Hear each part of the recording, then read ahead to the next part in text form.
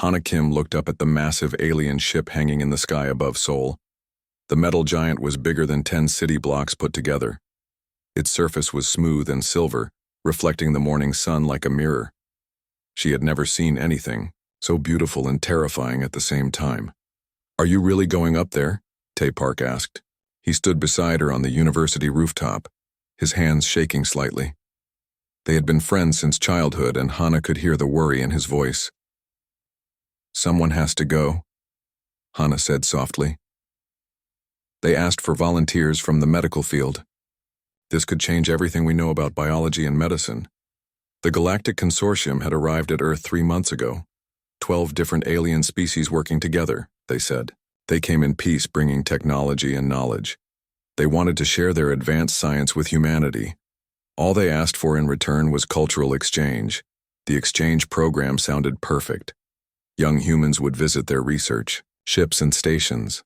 They would learn about alien medicine, alien technology, alien ways of thinking. In return, the aliens would study human culture and biology. Everyone would benefit. At least, that was what they told Earth's leaders. Hana pulled her long black hair back into a tight ponytail. She wore her best clothes today, a simple blue dress that her sister Leah had picked out for her. Leah was only 17, but she had better taste in fashion than Hana ever would. "I'll miss you," Leah said, hugging her sister tightly. "Promise me you'll come back with amazing stories." "I promise," Hana said, though something deep in her stomach felt wrong. She pushed the feeling away. This was the chance of a lifetime. The transport shuttle landed on the university courtyard with a soft humming sound. It was small compared to the mothership, but still larger than any human aircraft. The door opened with a hiss, and white light poured out. A figure appeared in the doorway. It was tall and thin, wearing a silver suit that covered its entire body. The alien's head was elongated, with large dark eyes that seemed to see everything at once. When it spoke, its voice came from a device on its chest rather than its mouth. "Greetings, Volunteer Kim Hana," the alien said. "I am Research Coordinator Vextal. You have been selected for the Advanced Biological Studies program.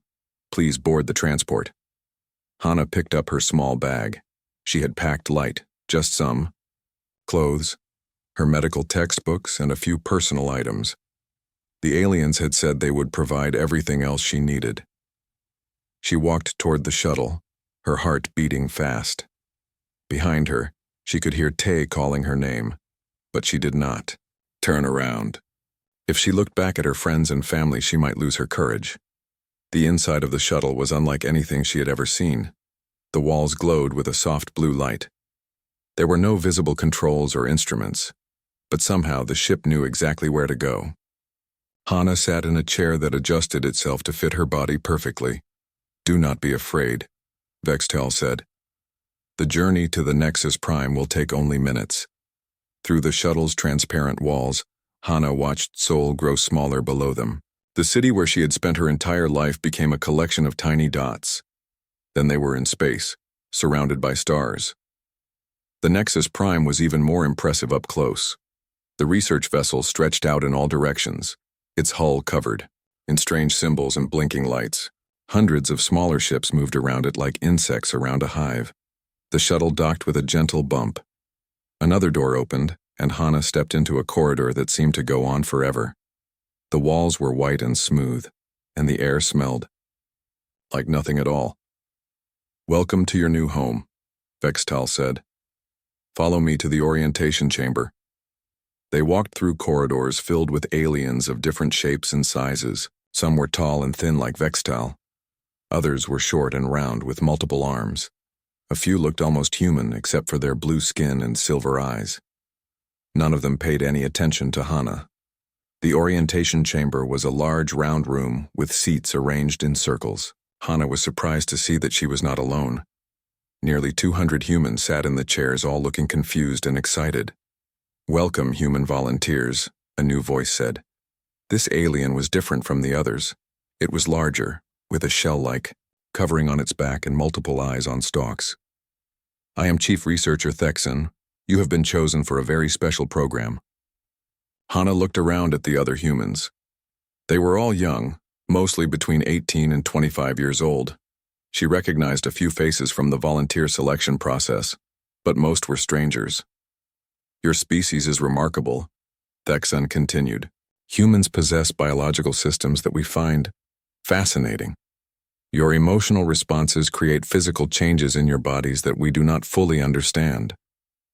A young man near Hana raised his hand.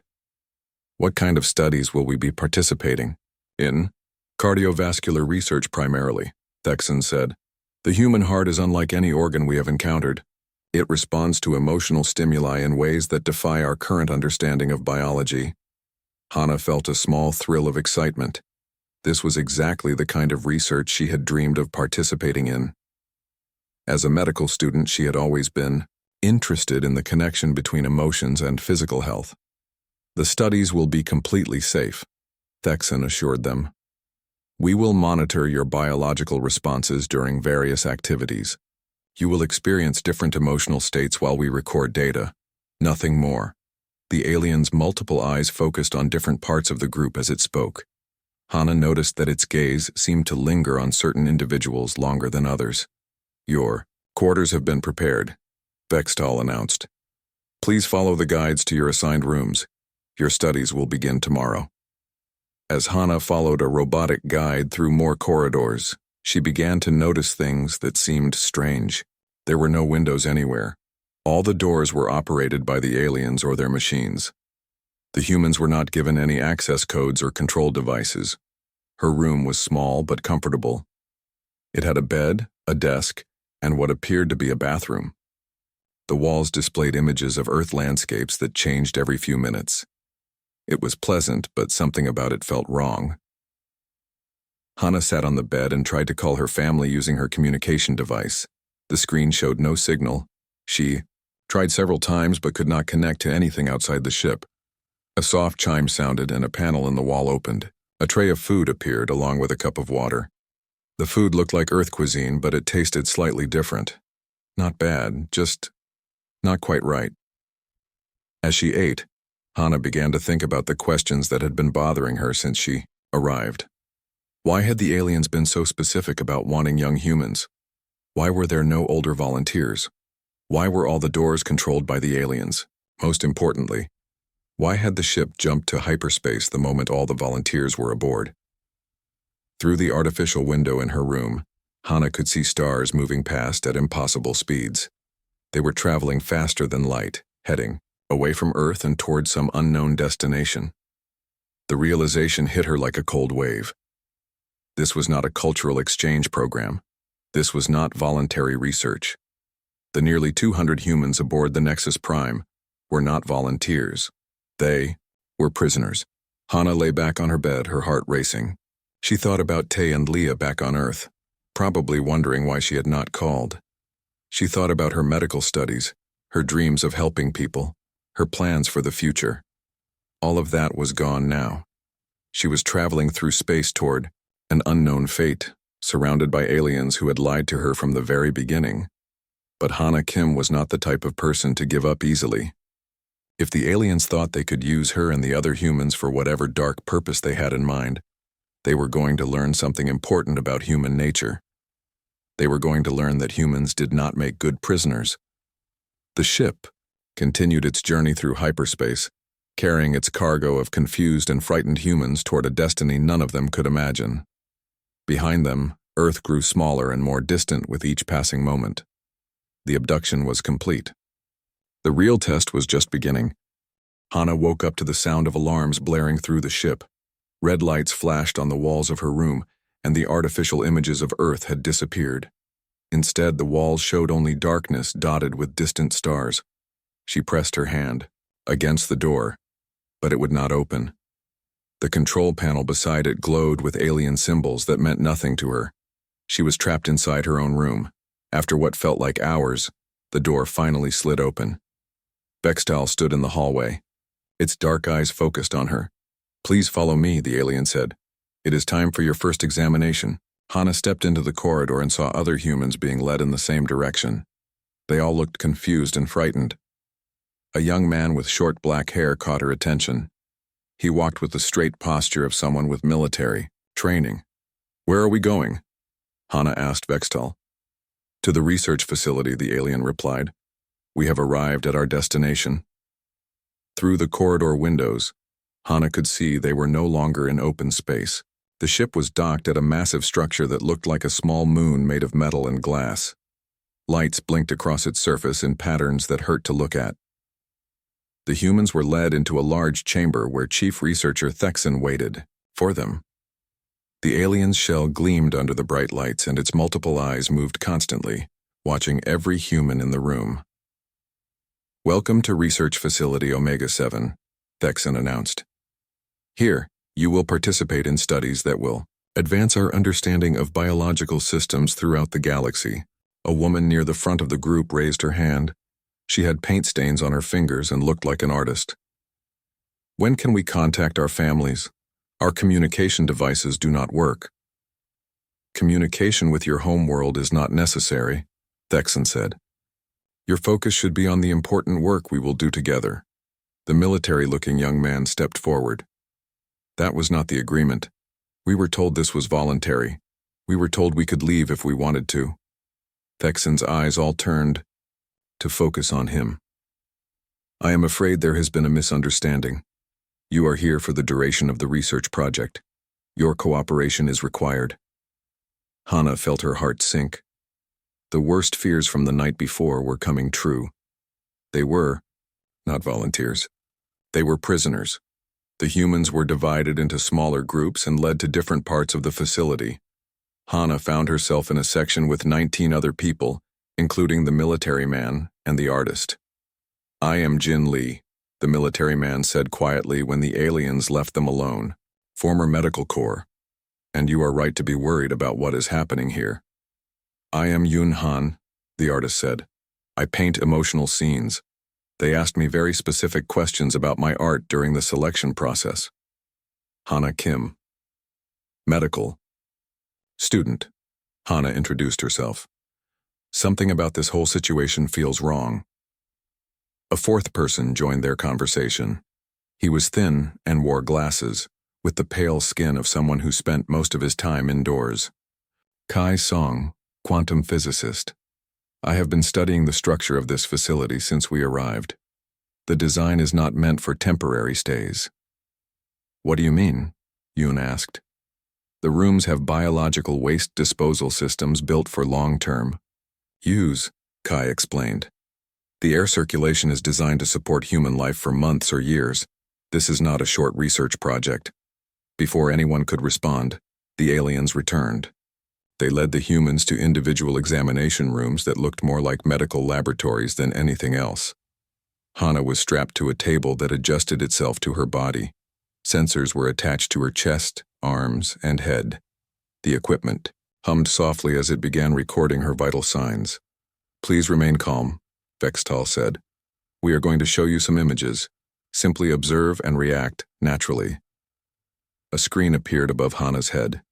At first, it showed peaceful scenes from Earth, green forests, blue oceans, sunrises over mountains. Hana felt herself relax slightly as she watched. Then the images changed. She saw pictures of her family. Tae standing on the university rooftop where she had left him. Leah in her pilot training uniform. Her parents working in their small shop. Hana's heart began beating faster. How did the aliens have these pictures? When had they been watching her family? The images changed again. Now she saw scenes of violence and destruction. Cities burning, people running in terror, families being separated. The pictures were not from Earth, but from other worlds. Other species that had been conquered or destroyed. Excellent response. Patterns, Vextal said, watching the readouts from the sensors. The human cardiovascular system shows remarkable sensitivity to emotional stimuli. After the examination, Hana was returned to her group. The other humans looked shaken and angry. Jin's hands were clenched into fists, and Yoon had tears in her eyes. They showed me pictures of my daughter, Jin said quietly. She is only 5 years old. They have been watching us for a long time. They showed me my paintings being destroyed, Yoon added. All my work, everything I have ever created turned to ash. Kai adjusted his glasses nervously. They were measuring more than just heart rate. I saw neural activity monitors, electromagnetic field detectors, and chemical analysis equipment. They are studying every aspect of our emotional responses. That night, locked in their individual rooms, the humans found ways to communicate. Kai had discovered that the facility's walls conducted sound in specific ways. By tapping on the walls in certain patterns, they could send messages to each other. Over the following days, a picture began to emerge of what the aliens were really doing. The facility contained humans from dozens of different worlds, not just Earth, but human colonies that had been established throughout the galaxy. All of them had been taken under similar false pretenses. The aliens were particularly interested in specific emotions. Love, anger, fear, hope, and sacrifice seemed to produce the strongest reactions in human cardiovascular systems. They keep talking about something they call emotional integration, Jin reported after his third examination. One of the researchers mentioned that their own species evolved beyond emotional capacity millions of years ago. That explains a lot, Hana said during one of their secret conversations. Have you noticed how they never seem surprised by anything? They never show excitement or fear or joy. They just exist. Yoon had made an important discovery during her examinations. They are not just studying our reactions. They are recording them. I saw them storing data patterns that matched my heart rhythms when I was thinking about beautiful things. Kai had the most disturbing news of all. I overheard two researchers talking about synthetic biology. They mentioned something about artificial organ creation and species enhancement. The pieces began to fit together in Hana's mind.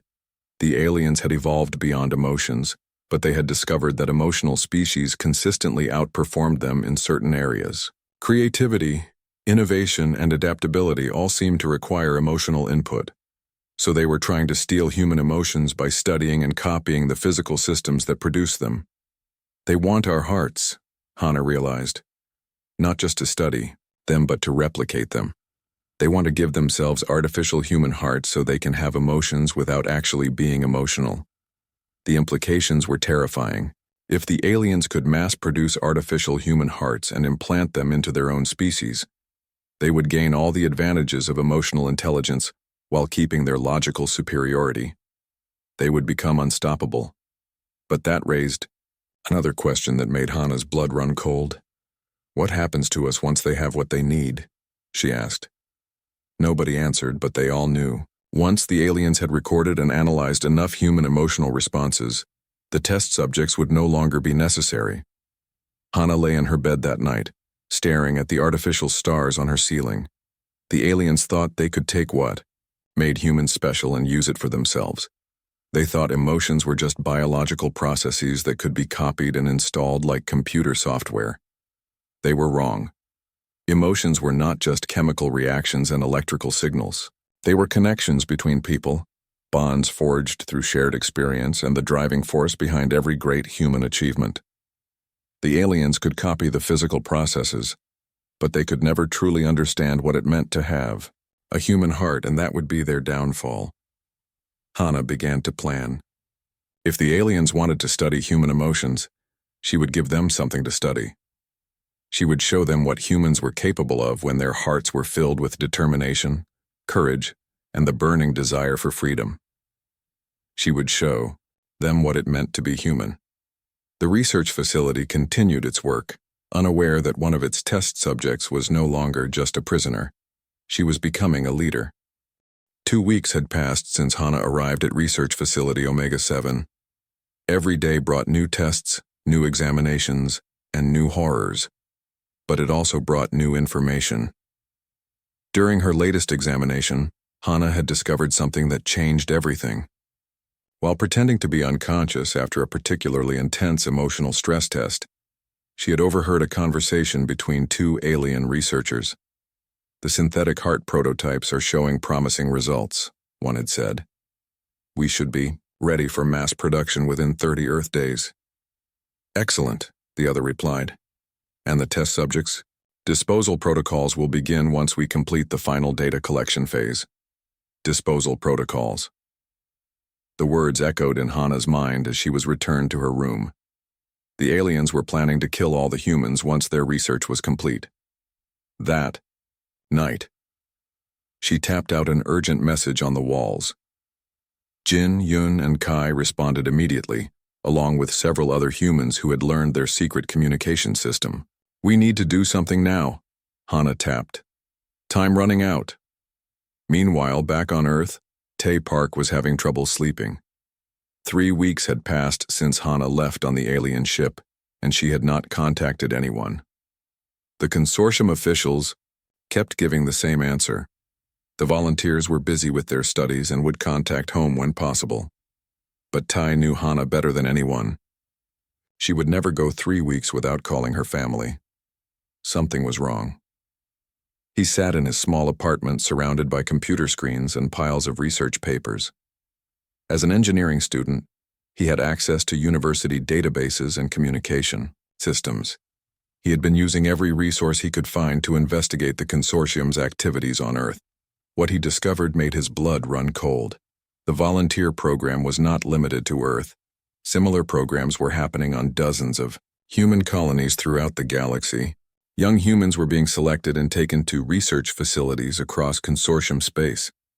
But the most disturbing discovery came when he hacked into the consortium's communication networks. The aliens were discussing humans like they were laboratory animals. The volunteers were not volunteers at all. They were test subjects. Tae immediately contacted his friend Mina Yu, who worked as a data analyst for Earth's planetary defense systems. If anyone could help him get to the truth, it was Mina. "You need to see this," Tae told her when they met at a small cafe near the university. He showed her the decoded alien communications on his tablet. Mina read the messages, her face growing pale. "This talks about biological harvesting and organ synthesis. Tae, they are not just studying our people. They are planning to take them apart." They were joined by Ho Kim, a cargo ship pilot who had been smuggling supplies to human colonies in Bure, contested space. Ho had his own concerns about the consortium. "I have been seeing strange things," Ho said quietly. "Ships full of young humans heading toward the galactic core, but no ships coming back. And there are refugees, humans who escaped from consortium territories talking about missing people."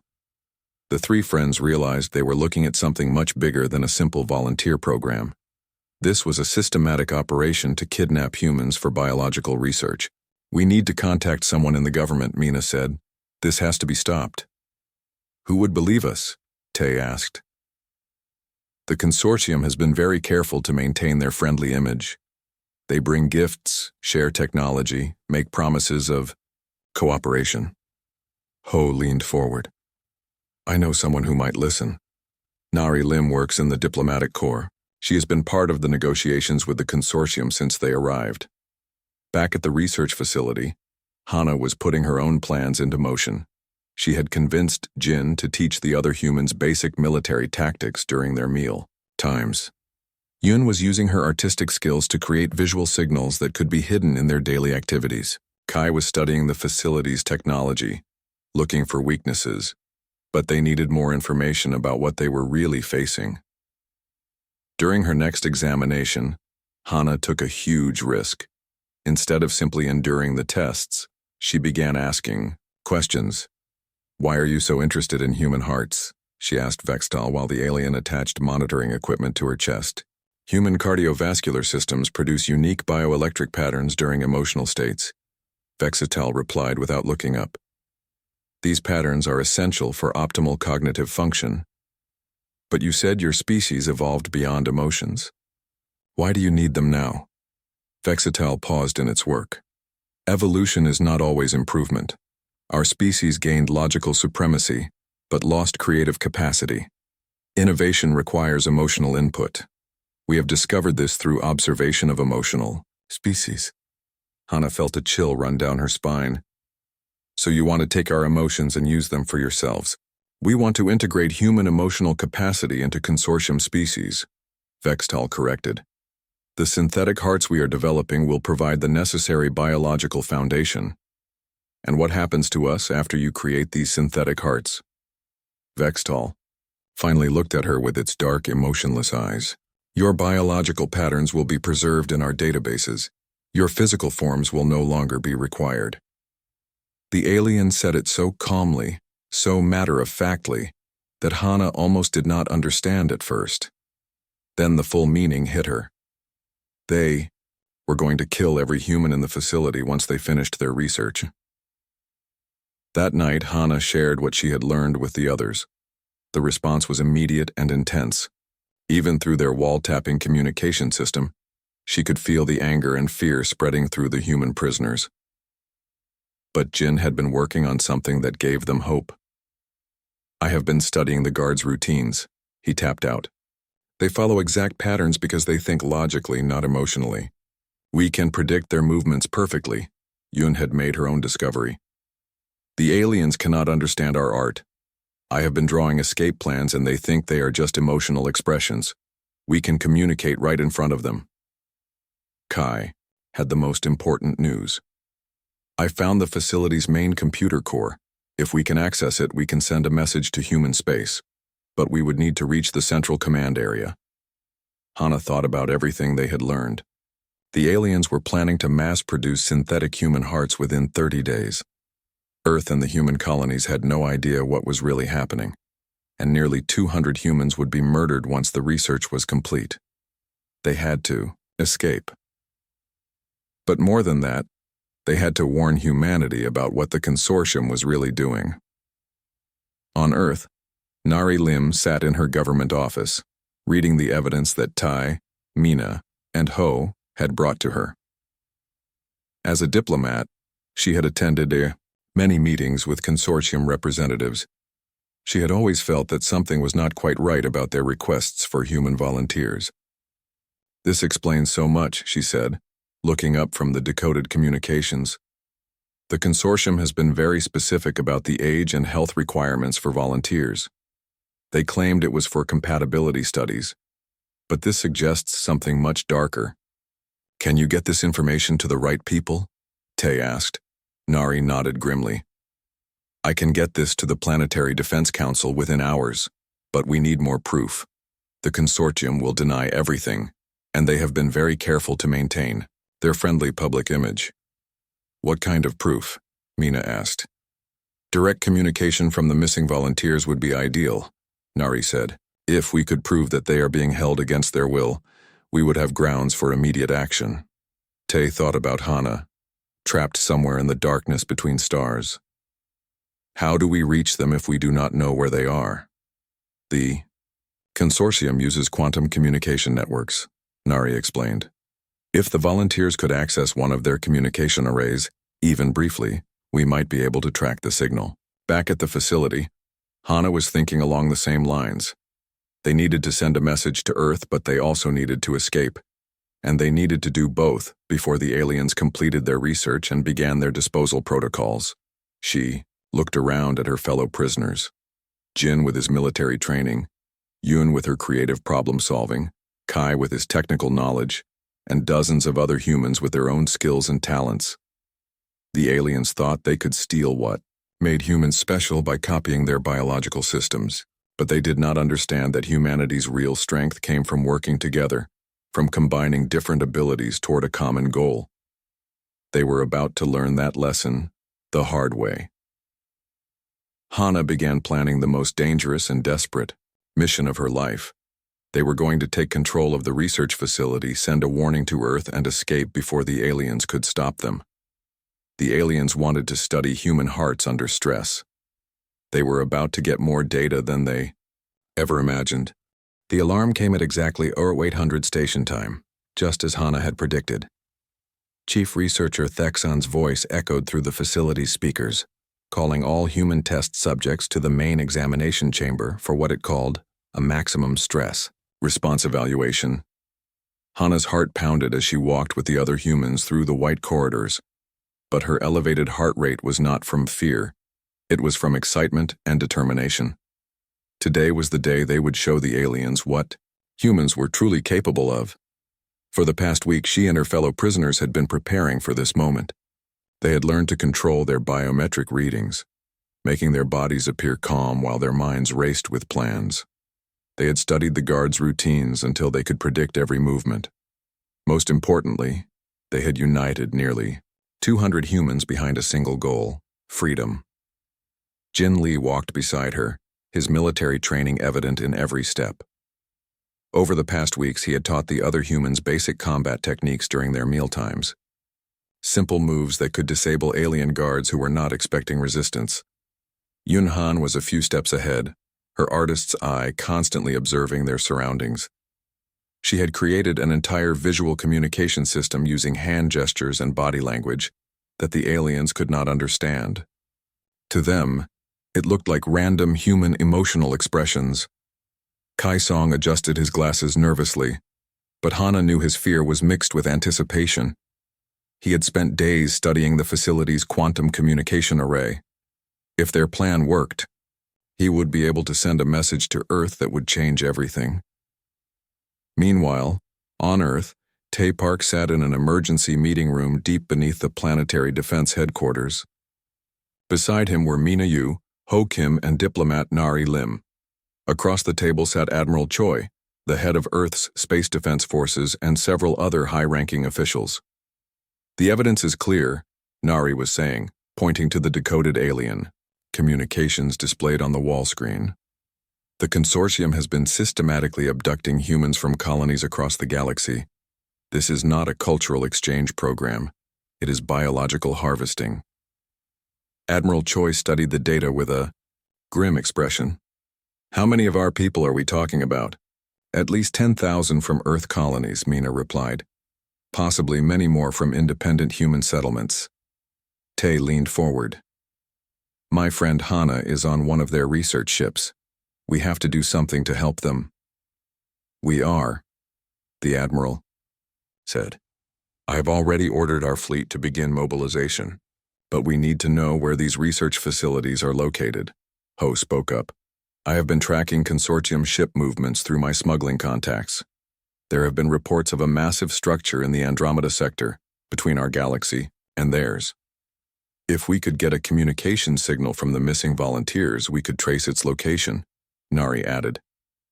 As if responding to their words, alarms began blaring throughout the defense facility. A technician rushed into the room, his face pale with excitement. "Admiral, we are receiving a quantum transmission from outside the galaxy. The signal is weak, but it appears to be human in origin." Back at research facility Omega-7, the maximum stress response evaluation was beginning exactly as Hana had hoped it would. The aliens had gathered all 200 humans in the largest examination chamber, planning to subject them to their most intense emotional stress test yet. What they did not know was that the humans had been secretly preparing for this moment. Instead of being victims, they were about to become warriors. "Please remain calm while we begin the evaluation," Chief Researcher Thexan announced from behind a protective barrier. "You will be exposed to various emotional stimuli while we monitor your cardiovascular responses." The lights dimmed, and screens around the chamber began showing horrific images designed to provoke fear and despair. Scenes of destruction, violence, and suffering from dozens of different worlds. But instead of cowering in terror, the humans began to move. Jin Lee was the first to act. With a speed that surprised the alien guards, he disabled the nearest security robot with moves he had learned in military training. The robot's circuit sparked and died before it could raise an alarm. Yunhan raised her hand in what looked like a gesture of fear, but to the humans, it was the signal they had been waiting for. Across the chamber, nearly 200 humans began moving with coordinated precision. They had spent weeks learning to control their biometric readings. Now, while their hearts raced with adrenaline and determination, their external readings showed only calm acceptance. The alien monitoring equipment detected no unusual stress patterns.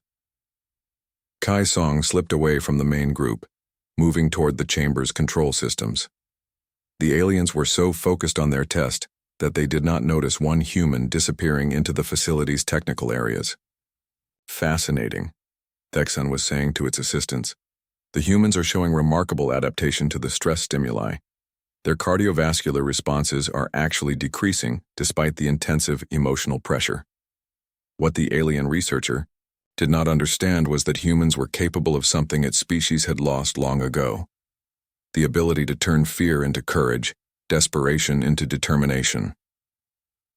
Hana moved through the chaos with calm purpose, While other humans disabled guards and secured equipment, she made her way toward the research area, where she knew the alien scientists kept their most important data.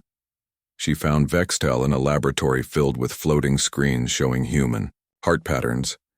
The alien was so absorbed in its work that it did not notice her approach until she was standing directly behind it. "You wanted to study human emotions," Hana said quietly. "Let me show you what human determination looks like." Vextel turned, its dark eyes widening with what might have been surprise. "Test subject Kim Hana, you should not be in this area." "I am not a test subject," Hana replied. "I am a human being, and human beings do not surrender." Before Vextel could respond, Hana disabled the alien with the combat techniques Jin had taught her. The creature collapsed to the floor, unconscious but alive. Hana quickly accessed the laboratory's computer systems. The aliens had been so confident in their security that they had not bothered to protect their data from human interference. Within minutes, she had downloaded everything: research files, facility blueprints, communication protocols, and most importantly, the locations of other research facilities throughout consortium space. Meanwhile, Kai had reached the quantum communication array. His hands shook as he worked to bypass the alien security systems, but his knowledge of quantum physics served him well. Within moments, he had opened a channel to human space. "This is Kai Song, human prisoner at Consortium Research Facility Omega-7, he transmitted. "We are being held against our will for biological experimentation. The Consortium plans to harvest our organs and eliminate all human test subjects. Repeat, this is not a voluntary program, we are prisoners." On Earth, the transmission was received loud and clear. Admiral Choi stood up immediately, his face hard with anger. "All fleet units, prepare for immediate deployment," he ordered. "We have a rescue mission." Back at the facility, the human uprising was spreading beyond the main examination chamber. Groups of prisoners had taken control of entire sections of the research station. The aliens, with their purely logical thinking, had never planned for coordinated human resistance. Their security systems were designed to contain individual escape attempts, not organized rebellion. Their guards were programmed to handle panicked prisoners, not trained fighters working together with a common purpose. But the most important victory came when Hana reached the facility's main data core. With Kai's help through their communication link, she began transmitting everything they had learned to human space: research data, facility locations, consortium military positions, and proof of the systematic abduction and planned murder of thousands of humans flooded through the quantum channels toward Earth and the human colonies. "Admiral," the communications officer reported, "we are receiving massive data downloads from the alien facility. Battle plans, research locations, everything we need to launch a full rescue operation." Admiral Choi smiled grimly. "The consortium wanted to study human hearts. They are about to learn what happens when you threaten our people." Space around Earth began filling with human warships as the defense fleet prepared to launch. But they were not just preparing to rescue the prisoners. At one facility, the data Hana and Kai had transmitted showed dozens of research stations throughout consortium space, each holding hundreds of human captives. This was no longer just a rescue mission. It was the beginning of a war. At research facility Omega-7, Hana stood in the main control room, surrounded by screens showing human prisoners taking control of alien research stations across the galaxy. Kai had managed to establish communication links with other facilities, and the uprising was spreading faster than the consortium could respond to it. They wanted to understand human emotions, Hana said to the unconscious form of chief researcher, Thexan. They wanted to know what makes our hearts so special. She looked out through the facility's main viewport, where the first human rescue ships were beginning to appear as bright dots against the darkness of space. "Now they know," she whispered. "Our hearts are special because they connect us to EA." The battle for research facility Omega-7 lasted only 6 hours. When the human rescue fleet arrived, they found that Hana and her fellow prisoners had already taken control of most of the station. The aliens, with their logical but predictable responses, had been completely overwhelmed by human creativity and determination. Admiral Choi stood on the bridge of the flagship Earth's Pride as his ship surrounded the massive research facility. Through the viewport, he could see smaller, alien vessels fleeing into hyperspace, abandoning their posts rather than face the unexpected human resistance. "This is Admiral Choi of the Earth Defense Fleet," he transmitted to the facility. "Human prisoners, respond if you are able." The response came immediately, and the Admiral smiled when he heard a young woman's voice filled with strength and determination. "This is Hana Kim, speaking for the liberated prisoners of Research Facility Omega-7. We have secured the station and are ready for evacuation, but Admiral, this is much bigger than just one facility." Hana stood in the facility's main command center, surrounded by screens showing the locations of dozens of other research stations across consortium space. Beside her, Jin Lee was coordinating the security of their captured aliens, while Song worked frantically to download even more data from the facility's computers. "We have found evidence of systematic abduction across the entire galaxy," Hana continued. "Thousands of humans are being held at facilities just like this one. The consortium has been planning to harvest our biological systems and then eliminate all witnesses." On Earth, Tae Park listened to his friend's voice with tears of relief in his eyes. But the joy of hearing from Hana was quickly replaced by anger as he learned the full scope of the consortium's crimes. "How many facilities are we talking about?" Admiral Choi asked. 47 confirmed research stations. Kai's voice came through the communication link, each holding between 100 and 500 human prisoners. Conservative estimate is that over 15,000 of our people are being held across consortium space.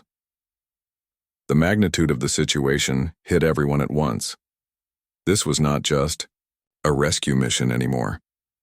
This was a war to save humanity itself. But the most shocking revelation was yet to come. Yunhan had been exploring the deeper levels of the research facility, using her artistic eye to notice details that others might miss. In a restricted laboratory, she discovered something that changed everything they thought they knew about the consortium. "Hana, you need to see this," Yun called through their communication system. When Hana arrived at the laboratory, she found herself looking at rows of alien bodies floating in preservation tanks, but these were not just any aliens. They were members of different consortium species, and each one had been surgically modified with what appeared to be artificial human hearts. "They have already started the process," Yun said quietly. "Look at the readouts. These aliens have been given synthetic hearts based on human emotional patterns." Hana studied the data displays around the tanks. The modified aliens showed brain activity patterns completely different from normal consortium species. Instead of the cold, logical thought processes typical of their races, these beings exhibited the complex emotional responses characteristic of humans. But something went wrong, Kai observed, joining them in the laboratory. "Look at the neural feedback patterns. The artificial hearts are working, but the alien brains cannot process the emotional input properly." On the screens, they could see that the modified aliens were trapped in a nightmarish state between logic and emotion. Their minds were being torn apart by feelings they had no evolutionary framework to understand or control. "This is what they wanted to do to themselves," Hana realized with horror. "They wanted to steal our emotional capacity, but they have no idea how to actually use it." The discovery changed the entire nature of their conflict with the consortium. The aliens were not just evil kidnappers seeking to harm humanity. They were a dying civilization, so locked into pure logic that they had lost the ability to grow, create, or adapt. They saw human emotions as the key to their survival, but they fundamentally misunderstood what emotions actually were. This revelation spread quickly through the human rescue fleet and back to Earth. Within hours, it had reached every human colony in the galaxy. The response was immediate and overwhelming. Captain Leah Choi, Hana's younger sister, was commanding a patrol ship near the outer colonies when the news reached her. As a pilot, she had always trusted her instincts and emotions to guide her through dangerous situations. Now she understood that these very qualities made her and all humans something precious in a galaxy that had forgotten how to feel. "All ships, this is Captain Choi. she transmitted to the other vessels in her patrol group. "We have new orders. Every human in the galaxy is now a target for consortium kidnapping. We are going to make sure that never happens again." Human fleets began mobilizing across the galaxy, but this was not just a military response. News of the consortium's crimes and their failed experiments had spread to other species as well. On dozens of worlds, alien populations began asking questions about their own evolution.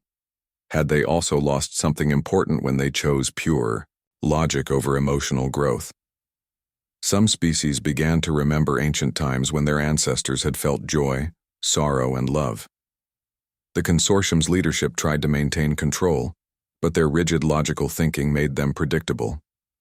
Human commanders like Leah Choi used emotional intelligence and creative tactics to outmaneuver consortium forces time after time. "They fight like computers," Leah reported after a successful engagement. "Perfect tactics, but no ability to adapt. When something unexpected happens, we just have to be more creative than they can calculate." Meanwhile, at research facility Omega-7, Hana made a decision that would echo across the galaxy. Instead of simply destroying the alien research, she chose to broadcast it to every species in consortium space. "People of the galaxy," she transmitted, on all frequencies, "you have been told that emotions are weakness, that logic is the highest form of evolution. But look at what your leaders have become." The broadcast showed the failed experiments, the aliens driven mad by artificial emotions they could not understand. It showed the systematic abduction and planned murder of thousands of humans.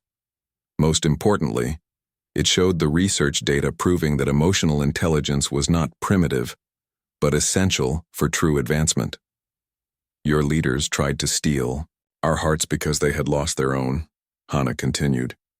"But hearts cannot be stolen or replicated. They can only be grown through connection, compassion, and the courage to feel." The impact was immediate. Across consortium space, alien populations began rebelling against their emotionally sterile governments. Species that had suppressed their feelings for millions of years began to remember what they had lost. The consortium's empire began crumbling not from human military might, but from the simple truth that a civilization without emotion was a civilization without soul. On Earth, Tay-Park watched the news feeds with amazement. What had started as a rescue mission for his friend had become a galaxy-wide revolution. Humans were not conquering the consortium through force, but by showing other species what they had given up in their pursuit of pure logic. "The irony is beautiful," Mina Yu observed as they watched consortium worlds declaring independence from their logical overlords. "They wanted to steal our emotions to save their civilization. Instead, they learned that emotions cannot be stolen, only freely given." 3 months later, Hana stood on the observation deck of a new space station orbiting Earth.